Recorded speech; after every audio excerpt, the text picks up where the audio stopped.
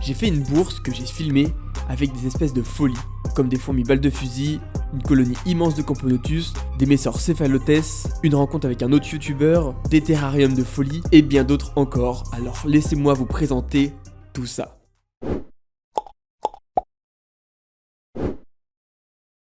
Ça fait longtemps que je voulais faire des bourses, mais avec le Covid, c'était compliqué et honnêtement, j'y connais pas grand chose. Je suis donc parti en direction de Nîmes pour la bourse Terra MFR, mais j'ai fait un petit arrêt sur le chemin chez Myrm. Il m'a hébergé pour la soirée, on a pu discuter et il m'a aussi montré ses différentes colonies. Le temps est passé vraiment vite, comme vous pouvez le voir, avec toutes les belles colonies qu'il possède. Avant de vous montrer des espèces de folies pendant la bourse, on va faire un petit tour sur les colonies de Myrm, des espèces endémiques, mais des colonies plutôt impressionnantes. Et on fera crescendo jusqu'à la fourmi balle de fusil, et un petit bonus à la fin. Commençons donc par les Camponotus lateralis, qui sont encore actives et plutôt nombreuses. L'aire de chasse et les différents nids que vous verrez, c'est Myrm qui les a fait lui-même. Une espèce qui ressemble beaucoup à des Crématogasters scutellaris, mais avec des majors. Le nid aussi est plutôt bien rempli, et avec pas mal de couvains. C'est abusé, l'année prochaine va être une année productive je pense.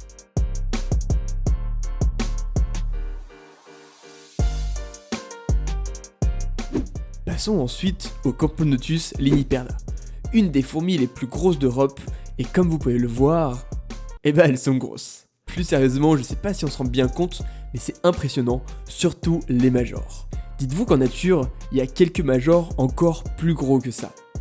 En vrai, je pense que j'ai pas besoin d'utiliser l'objectif macro, mais je vais l'utiliser quand même. Les couleurs sont aussi magnifiques.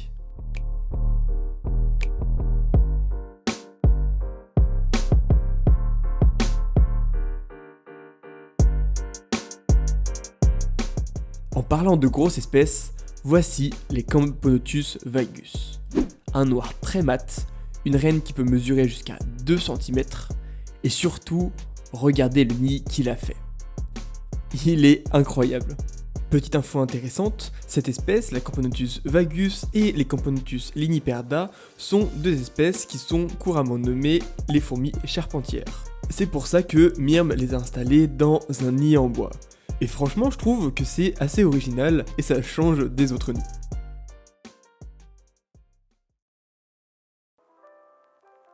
Après avoir discuté assez tard, puis un réveil assez tôt, donc assez difficile, il faut que Myrm charge le camion ce qu'il va présenter à la bourse. Le chargement s'est bien passé et nous voici arrivés à la bourse Terra MFR. En me baladant, j'ai pu croiser un stand vraiment sympathique, le stand de Terrapodia, que je salue au passage parce qu'ils sont très sympas. Et franchement, j'étais obligé de vous montrer les terrariums, vu comment ils sont magnifiques. On se rappelle à quoi ressemblait le mien. En tout cas, un stand très joli. Et peut-être même que, quand je passerai ma ponérine en terrarium, ils auront quelques conseils pour une personne aussi peu douée que moi. Ils avaient aussi plein d'autres choses. Mais j'avoue que je ne m'y connais pas trop. Mais bon, vous imaginez si un jour je fais une vidéo sur ma ponérine, dans un setup aussi beau, Hans Fourmi qui aurait enfin un beau terrarium. Enfin, ne nous égarons pas trop et allons voir le stand de Thibaut Atta, la personne qui gère la boutique Antenco. Parce qu'il y a des espèces de folie. Bon, je vous fais un rapide tour sans lumière, et après on va se pencher un peu plus sur certaines espèces, et je vous réserve les fourmis balles de fusil pour un peu plus tard. Pas du tout lié au watch time bien sûr.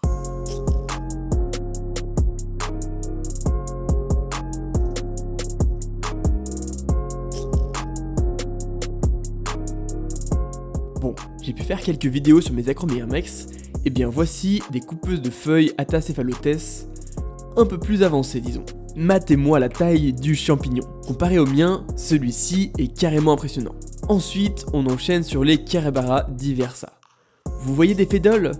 Et bah c'est pareil, mais en pire. Cette colonie a 1 an.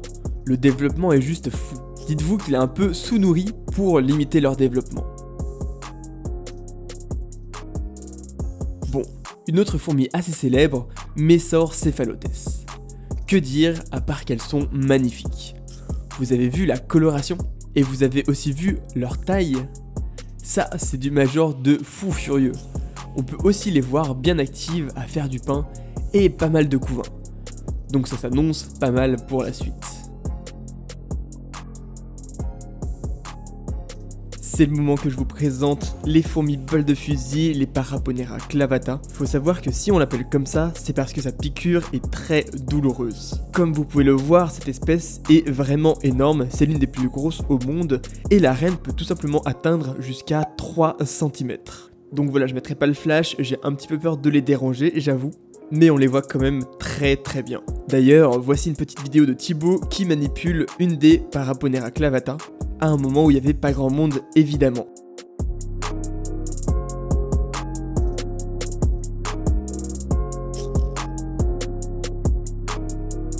Au final, c'est une fourmi assez passive quand elle est pas stressée, c'est pour ça qu'il s'est pas fait piquer, même si pour la petite anecdote, il s'est fait piquer 2 fois quand il était en Guyane.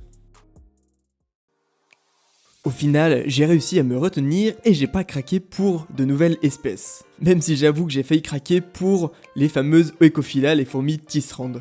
Mais je ne suis pas non plus reparti les mains vides puisque un abonné m'a fait un cadeau et Myrm m'a aussi fait un cadeau. Bon, on dira que c'est pour mon anniversaire en avance qui est le 7 novembre, ce qui est bientôt, mais j'ai reçu une magnifique aire de chasse de la part de Myrm.